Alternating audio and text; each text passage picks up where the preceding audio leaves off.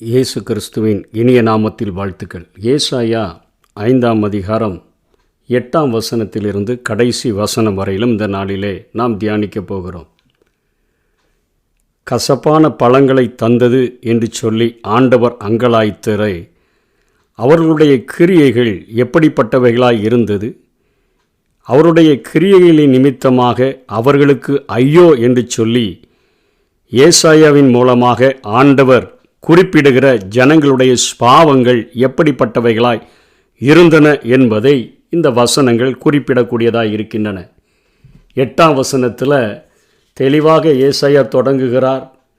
தாங்கள் மாத்திரம் தேசத்தின் நடுவில் வாசமாய் இருக்கும்படி மற்றவர்களுக்கு இடமில்லாமற் போகும் மட்டும் வீட்டோட வீட்டை சேர்த்து வயலோட வயலை கட்டுகிறவர்களுக்கு ஐயோ என்று தொடங்குகிறதை பார்க்கிறோம்.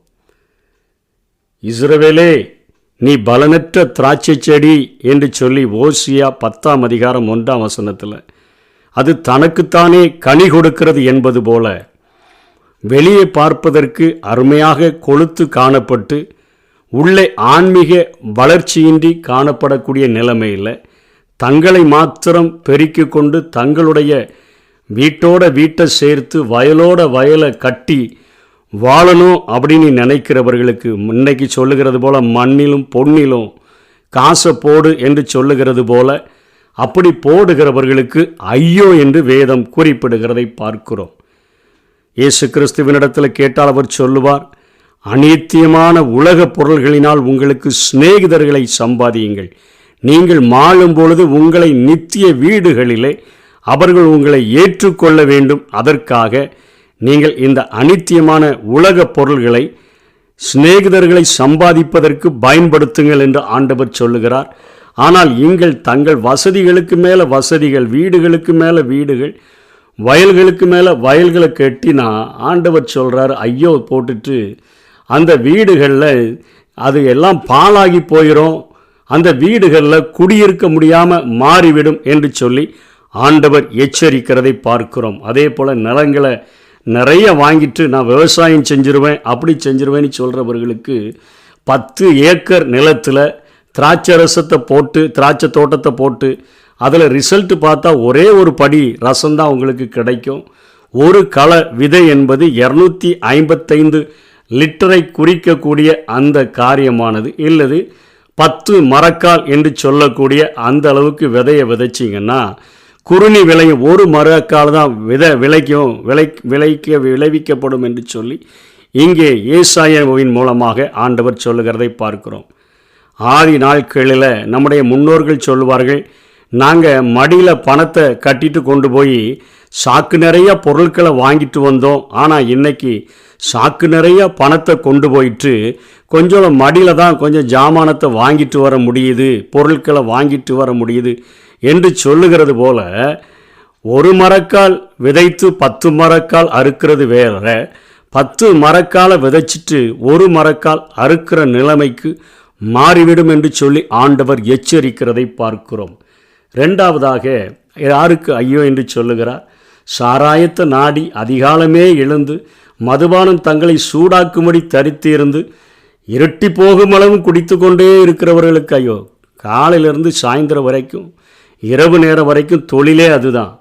அவர்கள் தங்களை பெருமையாக வேற பேசுகிறது. 22ஆம் வசனத்தில் சொல்லுது, சாராயத்தை குடிக்க வீரரும் நான் இவ்வளோ சாப்பிட்டேன், இத்தனை காரியம் காலையிலேருந்து இவ்வளோ நேரம் இவ்வளோ ஏற்றிட்டேன் அப்படின்னு சொல்லுகிற பெருமை பாராட்டுகிற அநேகரை பார்க்க முடியும்.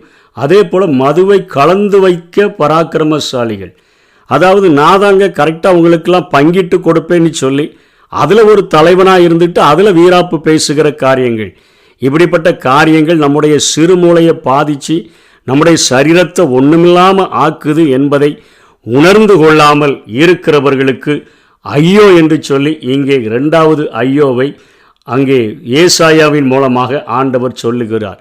பார்ட்டின்னு எடுத்துக்கிட்டால் கூட ஒரு கல்யாண வீடு, ஒரு ஃபங்க்ஷன், எந்த ஒரு ஃபங்க்ஷனுக்கு போனாலும் எந்த ஒரு அசோசியேஷன் மீட்டிங்னாலும் அவர்கள் உடனே என்ன நினைக்கிறாங்கன்னா பார்ட்டி இருக்குதா. அதை தான் 12ஆம் வசனம் சொல்லுகிறது, சுரமண்டலத்தையும் தம்புருவையும் மேளத்தையும் நாதகசுரத்தையும் மதுபானத்தையும் வைத்து விருந்து கொண்டாடுகிறார்கள், ஆனாலும் கர்த்தரின் கிரியையை அவர்கள் சிந்திக்கிறதில்லை, நோக்குகிறதும் இல்லை, அவர் கரத்தின் செய்கைகளை சிந்திக்கிறதும் இல்லை என்று சொல்லி இங்கே ஏசாயா எச்சரிக்கிறதை நாம் பார்க்கிறோம். மூன்றாவது காரியம், என் ஜனங்கள் அறிவில்லாமையினால் சிறைப்பட்டு போகிறார்கள், அவர்களில் கனமுள்ளவனும் பட்டினினால் நொந்து போகிறார்கள், அவளுடைய திரளான கூட்டத்தார் தாகத்தால் நாவறண்டு போகிறார்கள், அவதி நிமித்தம் பாதாளம் தன்னை விரிவாக்கி தன் வாயை ஆவென்று மட்டில்லாமல் திறந்து அவர்கள் மகிமையும் அவர்கள் திரள் கூட்டமும் அவர்கள் ஆடம்பரமும் அவர்களின் களி கூறுகிறவர்களும் அதற்குள் இறங்கி போவார்கள். சிறியவனும் தாழ்த்தப்படுவான், பெரியவனும் தாழ்த்தப்படுவான், மேட்டிமையானவர்களின் கண்கள் தாழ்ந்து போகும் என்று சொல்லி இங்கே ஆண்டவர் அவர்களுக்கான தீர்ப்பை சொல்லுகிறதை பார்க்கிறோம். சிறியவனும் அப்படிதான் இருக்கிறான், பெரியவனும் அப்படிதான் இருக்கிறான். அதனால் பாதாளம் தான் வாயை விரிவாக திறந்துருச்சு. 99% இப்படி தான் இருக்கிறார்கள். இது இல்லாமல் எப்படி இருக்க முடியும் என்று சொல்லுகிற அந்த காரியத்தின் நிமித்தமாக ஒரு பெரிய அழிவு இது ஐயோ என்று ஆண்டவர் எச்சரிக்கிறதை பார்க்கிறோம். மூன்றாவது காரியம் 18ஆம் வசனத்தில், மாயையின் கயிறுகளினால் அக்கிரமத்தையும் வண்டியின் வடங்களினால் பாவத்தையும் இழுத்து கொண்டு வந்து நான் பார்க்கும்படி அவர்கள் தீவிரித்து தங்கள் கிரியைகளை சீக்கிரமாய் நடப்பிக்க வேண்டுமென்றும் இஸ்ரவேலின் பரிசுத்தருடைய ஆலோசனையை நாம் அறியும்படிக்கு அது சமீபித்து வரட்டும் என்றும் சொல்லுகிறவர்களுக்கு ஐயோ. பரியாசம் பண்ணுகிறவர்கள், பரியாசக்காரர்கள், இவர்கள் என்ன செய்கிறாங்க? பரியாசம் பண்ணிக்கொண்டு, பரியாசம் பேசிக்கொண்டு இவர்கள் ஒரு வண்டியில் ஒரு மாயையான கயிறுகளினால் ஒரு வண்டியில் பாவத்தையும் பாவத்தினுடைய விளைவு, பாவத்தின் சம்பளமாகிய மரணத்தையும் சுமந்து கொண்டு அலைந்து கொண்டு இருந்தாலும் கூட இவர்கள் வாய் கொழுப்பு அதிகம். ஆண்டவரை பார்த்து சொல்கிறாங்க, அவருடைய காரியங்கள் அது இஸ்ரவேலின் பரிசுத்தருடைய ஆலோசனையை நாங்கள் அறியணும்னா அது எங்களுக்கு சமீபமாக வரட்டும், அவர் எங்களுக்கு தரிசனம் காட்டட்டும், எங்களோடு கூட நேரடியாக பேசட்டும், அப்போ பார்த்துக்கலாம், அவருடைய கிரியைகள் நடப்பிக்கப்படட்டும், அப்போ பார்த்துக்கலாம். அவரை யார் கண்டா, அவர் இருக்கிறார்னு யார் சொன்னான்னு கொழுத்து போய் பேசுகிறவர்களுக்கு ஐயோ என்று சொல்லுகிறதை பார்க்கிறோம். ஒரு சிலர் என்ன சொல்லுகிறார்கள்? தீமையை நன்மை என்றும் நன்மையை தீமை என்றும் சொல்லி இருளை வெளிச்சமும் வெளிச்சத்தை இருளுமாக பாவித்து கசப்பை தித்திப்பும் தித்திப்பை கசப்பும் என்று சாதிக்கிறவர்களுக்கு ஐயோ. இது எதை குறிக்குது? இந்த உலகம் அனுபவிக்கிறதுக்கு தான் இருக்குது, எல்லாவற்றையும் அனுபவிக்கிறதுக்கு தான் நமக்கு உண்டாக்கப்பட்டிருக்குது. ஆகவே தீமையை அனுபவிப்பதில் தப்பு இல்லை. 99% இப்படி தானே இருக்கா? நீ மட்டும் என்ன எப்படி இருக்கிற? நீ மட்டும் என்ன ஜெபம் ஜெபம் ஜெபம் வேதம் என்று வாசிக்கிறாய்? நீ மட்டும் உலகம் அது வேண்டாம் இது வேண்டான்னு சொல்றிய?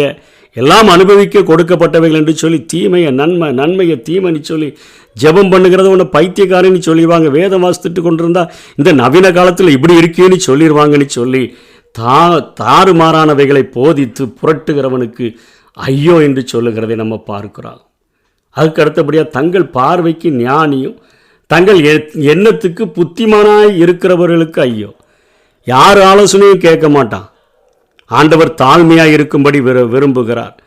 கற்றது கையளவு, கற்க வேண்டியது கடலளவு என்கிற ஒன் எண்ணம் இருந்தால் தான் நம்ம அநேக ஆலோசனைகளை பெற்றுக்கொள்ள முடியும். நான் என் பார்வைக்கு ஞானி ஒருத்தனை எனக்கு போதிக்க வேண்டாம், என் எண்ணத்துக்கு நான் புத்திமான் யாரும் எனக்கு ஒன்றும் சொல்ல வேண்டாம். ஆண்டவர் சொல்லுகிறார், எறும்பிட்ட போய் பாடத்தை கற்றுக்கோப்பா. அது சின்ன இதாக இருந்து கூட, ஒரு சின்ன பிராணியாக இருந்தால் கூட அது அழகாக தலைவன் இல்லாமல் இருந்தாலும் ராஜா இல்லாமல் இருந்தாலும் எவ்வளோ அழகாக நேர்த்தியாக போகுது. அது கோடை காலத்தில் அது அழகாக சேர்த்து மழை காலத்துக்காக அநேக பொருட்களை கொண்டு வந்து வைக்குத. அது எவ்வளோ சுறுசுறுப்பாக இருக்குது பாருன்னு சொல்லி எறும்பினிடத்திலிருந்தே, அற்பமாக இருக்கிற எறும்பினிடத்திலிருந்தே கற்றுக்கொள்ளுகிறதற்கு நமக்கு போதிக்கிறாரே. ஆகவே எந்த ஒரு கருத்துக்களையும் நாம் சோதித்து பார்த்து நலமானதா என்று பிடித்து கொள்ளுகிறதற்கு நம்ம எப்பொழுதும் திறந்த மனதோடு கூட திறந்த புத்தியோடு கூட இருக்கணும். இல்லைன்னா அவர்களுக்கு ஐயோ என்று சொல்லுகிறதை பார்க்கிறோம். இந்த சாராயத்தை குடிச்சிட்டு பரிதானத்தை வாங்கி லஞ்சத்தை வாங்கி அவங்க நீதியை புரட்டுகிறார்களே, நீதிமானி நியாயத்தை அவனுக்கு விரோதமாய் புரட்டுகிறவர்களுக்கு ஐயோ. சிறுமையும் எளிமையானவர்களுடைய நியாயத்தை புரட்டினா அவர்களுக்கு ஐயோ என்று சொல்லி இத்தனை ஐயோக்களை போட்டு இங்கே ஏசாயா முடிக்கிறதை பார்க்கிறோம். இப்படி செய்கிறவர்களுடைய கிரியைகளும் அவர்களுடைய செயல்களும் ஆண்டவருக்கு கசப்பான அனுபவத்தை தந்ததின் நிமித்தமாக ஆண்டவர் அக்னி ஜுவாலை, இது நிமித்தம் அக்னி ஜுவாலை வைக்கோலை பட்சிப்பது போல, செத்த நெருப்புக்கு இரையாகி எரிந்து போவது போல, ஓலையினால் செய்யப்பட்ட செத்தையும் வைக்கோலும் எப்படி அக்னி ஜுவாலையிலையும் நெருப்புலையும் அப்படியே சாம்பலாக போயிருமோ, அதே போல் அவர்கள் வாடி போயிடுவாங்க. அவர்கள் வேதத்தை வெறுத்து இஸ்ரவேலுடைய பரிசுத்தருடைய வசனத்தை அசட்டை பண்ணபடினால ஆண்டவர் பாவிகளை நேசிக்கிறாரே ஒழிய, ஆனால் பாவத்துக்கு தூரமானவர் என்பதை கண்டுகொள்ள வேண்டும். அவர்கள் மேல் ஆண்டவர் தினந்தோறும் பாவிகள் மேலே சினம் கொள்ளுகிற தேவன். இந்த 25ஆம் வசனத்தில் சொல்லப்படுகிறது, அவர் இவ்வளவு செஞ்ச பிறகு அவர் அடித்தார், இவை எல்லாவற்றிலும் அவருடைய கோபம் ஆறாமல் இன்னும் அவருடைய கை நீட்டினபடியே இருக்கிறது என்று சொல்லப்படுகிறது. இந்த ஏசாயாவினால் சொல்லப்பட்ட காரியங்களில் இஸ்ரவேல் அங்கே அசீரியர்களால் அழிக்கப்பட்டது, யூதா நேபுகாத்து நேச்சாரால் நொறுக்கப்பட்டது, எல்லா காரியமும் நடந்துருச்சு. ஆனாலும் இன்னும் அவருடைய கோபம் ஆறலை, அவருடைய கை நீட்டினபடியே இருக்குது. பாவத்துக்கு விரோதமாக ஆண்டவருடைய கை நீட்டினபடியே இருக்குது. என்ன சொல்கிறாரு? அந்த காரியத்தை தொடர்ந்து அவர்களுக்கு எப்படி அழிவு வந்துச்சு? தூரத்தில் உள்ள ஜாதியாருக்கு ஒரு கொடியை ஏற்றி அவர்களை பூமியின் கடையாந்திரங்களிலிருந்து பயில் காட்டி அழைப்பார். பயில் காட்டி என்பது சீல்கை ஒளி என்று சொல்கிற மாதிரி விசில் அடித்து கொடி, அழகான ஒரு கொடியை செஞ்சு ஃபார் சேல் அப்படின்னு போட்டுட்டாருன்னா, வேலையை எடுத்துட்டோம்ப்பா. அன்னைக்கு இவர்களுக்கு நான் பகலில் மேகஸ்தம்பமாக இரவில் அக்னி ஸ்தம்பமாக இருந்தேன். இப்பொழுது இவருடைய அனுபவங்கள், இவருடைய கிரியைகள், செய்கைகள் எனக்கு கசப்பான அனுபவங்களை தந்தபடினால நான் வேலையை எடுத்து போட்டு அடப்பெல்லாம் எடுத்துட்டேன். அதனால் நான் ஒரு ஃபார் சேல் என்று போட்டுட்டேன். யாருனாலும் வேலை பேசலாம், யாருனாலும் உங்கள் மனசுக்கு தோன்றினபடி செய்யலாம் என்று சொல்லி வேலையை எடுத்து போட்டுட்டு ஒரு சீல்கை ஒளியை எழுப்பி விசில் அடித்து இந்த காரியங்கள் ஃபார் சேல் என்று போடப்பட்டிருக்கிறது. இதுவரைக்கும் நாட் ஃபார் சேல்னு வேலி அடைச்சி அழகா நற்குல திராட்சை கனிகளை தருன்னு எதிர்பார்த்தேன், கசப்பானவைகளை தந்ததுனால விட்டு கொடுத்துட்டேன் என்று சொல்லி அங்கே சத்ருவினுடைய பலத்தையும் ஆண்டவர் அங்கே சொல்லுகிறதை பார்க்கிறோம். தொடர்ச்சியாக அவர் சொல்கிறாரு, அவர் அப்படியே வேலையை எடுத்துட்டார்னா, சாத்தான் ஹார்ட் ஒர்க்கராக இருக்கிறதுனால இரவும் பகலும் நம்மையில குற்றம் சுமத்துகிறவனாக இருக்கிறபடினால, கொஞ்ச காலம் உண்டென்று அவன் அத்தனை தீவிரமாய் உழைக்கிறபடினால அவன் தீவிரமும் வேகமுமாய் வந்து அதில் அவன்கிட்ட விடாய்த்தவன் இடறுகிறவன் இல்லை. அவன் தூங்குறதில்லை, உறங்குறதில்லை. நம்ம தான் தூங்கிடுறோம், உறங்கிடுறோம், நம்ம தான் இடறிடுறோம். ஆனால் சாத்தான் அவன் அப்படியே வந்து நம்மை அவனுடைய இடுப்பின் கச்சையை அவிழ்க்காமல், பாதரட்சியினுடைய வார் அருந்து போகாமல் ரொம்ப ஜாக்கிரதையாக இருந்து, அவனுடைய அம்புகள் அத்தனை கூர்மையாக இருக்குது, அவனுடைய வில்லுகள் நானேற்றப்பட்ட எப்பவுமே ரெடியாக இருக்கிறான், எப்போ அழிக்கலாம். திருடவும் கொல்லவும் அழிக்கிறவும் அவ்வளோ தீவிரமாக வருகிறான். ஆண்டவர் வேலி அடைச்சி எடுத்து போட்டார்னா அவன் நாசம் பண்ணுகிறதற்கு அத்தனையாய் அவன் ஓடி வர்றான். அவனுடைய குதிரையினுடைய குழம்புகள் எல்லாம் கற்பார மாதிரி அவ்வளோ ஸ்ட்ராங்காக இருக்குது, அது ஓடி வருது. அவர்கள் உருளைகள் சுழல் காற்று மாதிரி அவருடைய ரதங்கள் அத்தனை ஸ்ட்ராங்காக வச்சிருக்கிறான். அவர்கள் கெர்ச்சிப்பு சிங்கத்தை போல் இருக்குது. அவர்கள் அந்த யுத்தத்தை பண்ணும்போது ஆதி நாட்களில் மிகவும் சத்தம் போட்டு இரைச்சல் பண்ணி அவர்கள் யுத்தம் பண்ணுகிறவர்களாக இருந்தபடினால ஏசாயா அதை தரிசனம் கண்டு எழுதுகிறார். அவர்களுடைய கெர்ச்சிப்பு சிங்கத்தின் கெர்ச்சிப்பு போல் இருக்கிறது.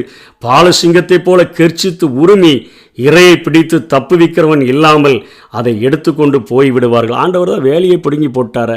அவருடைய கோபம், அவருடைய கைகள் நீட்டினபடியே இருக்குது. அவருடைய கோபம் இன்னும் ஆறலையே.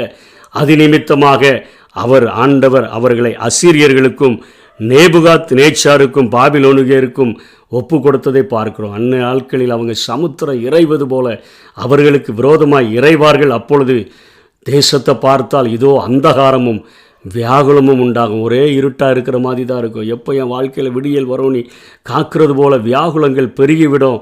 அதன் மேகங்களினால் வெளிச்சம் இருண்டு போகும். பிரச்சனைகளின் நிமித்தமாக அவருடைய வாழ்க்கை இருண்டு போகும் என்று சொல்லி இங்கே ஏசாயா தீர்க்க தரிசனம் உரைக்கிறார். இன்றைக்கி நம்முடைய வாழ்க்கையிலையும் இப்படிப்பட்ட கசப்பான அனுபவங்களை தரக்கூடிய கிரியைகள் நம்மிடத்தில் காணப்பட்டது என்று சொன்னால், இந்த 6 வகையான இந்த சுபாவங்கள் நம்மிலே காணப்பட்டது என்று சொன்னால், கர்த்தருடைய கை நமக்கும் நீட்டியபடியே இருக்கும்.